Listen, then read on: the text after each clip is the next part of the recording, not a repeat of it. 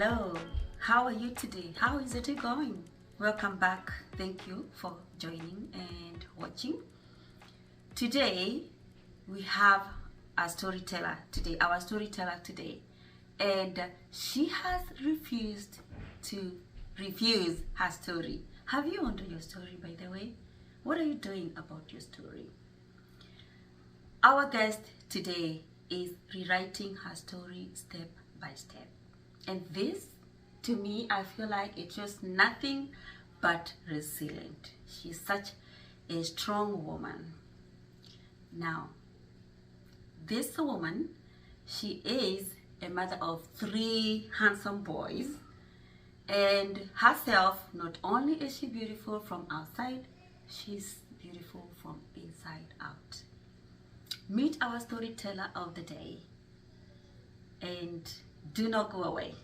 Also remember to let someone else know about this channel or this media so that you might be one to help one other one to make a turning point in their life. They may be going through a hard time. They may be going through a difficult story of their life and they don't know how to come out of it. So share it. Thank you. And Jane, what is your story? Hello everyone, my name is Koi Jane, or sometimes they call me Wajemthi, and thank you so much, Grace, for having me on your channel. And I'm glad to be here, and I'm honored to be here, and this is my story. I don't know where.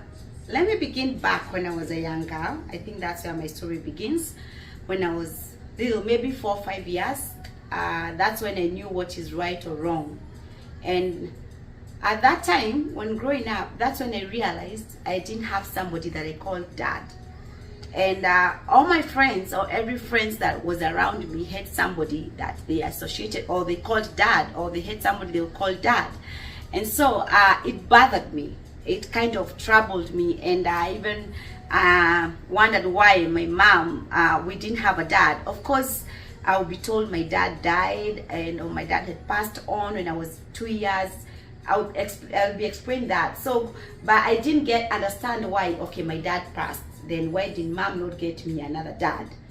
And so I wasn't happy about it. I felt like I was missing out on something. I felt like there's something that was not complete. And by the time I was 10, I even blamed our lack of, we didn't have much. We lived a very humble, we didn't have that much. So at some point I even blamed, I was like, if mom got married, we'll be having good, because every friend that I had, they had a dad and they were doing good. So I felt like our poverty was associated with that. My dad, there was no dad in my presence, or there was no person I could call dad in my presence. And so I started trying to find this, I don't know if I'll call it male love or what I'll call it. And to be honest, it's not that I didn't have love. I grew up surrounded by lots of love. My mother loved me. I'm the last born in our family. And so I was really babied, I would say that. I was the last born. My sisters were way older than me. And I had one brother who we had a little bit gap. But I still felt like, I think I compared myself to my friends more than, so I felt like their love was not enough. It's like they took away my dad when growing up. That's how I felt like, there's something that happened and they took away. I felt my sisters enjoyed my dad's presence. Why didn't I not enjoy? And so I didn't feel good about it. And I went with it. And this happened, so I started looking to fill in this void or to fill this gap that I felt of not having a male who really liked me. So I'll try to associate with older. To be honest, by the time I was 13, 12, I had friends who were 20 or 22 men. I didn't want to have men get closer to men, or to young men, or to boys, or to who are my age. I became friends with men who are way older than me. So that's how I was forming friendship with men who are way older than me, maybe trying to kind of fill this gap. So I grew up with men who were trying to associate, and my life with the void continuing being big. The void continued being widening up, because maybe the men that I associated with were not the best choice, or they were not the best choice, and that's why like I even got married when I was so young, 17, because I'm still trying to figure out or find that gap of that love that I felt was not missing, or that I felt like I should, if I had a dad, will be rich, or maybe I will have a good life, or I will have somebody to. I was finding that thing that little girls were doing that time, or my friends were doing, and I didn't get it. And so I ended up even getting married way too young, and having kids. But still, I think my choice of finding the best, I would always go for somebody who is kind of older, or somebody who is way older, just to find if I can find this love. And maybe at that time I didn't know I was doing it. Now when I look back is when I see what was going on. By that time I didn't know. I was just trying to do, and through that there are many things that happened to me trying to find this man. There was rape, there was other things associated there in the middle, and it kind of that's how my life lost balance, I would say. And then I felt like every time a man would look at me, by the time they would see this face instead of seeing who I am.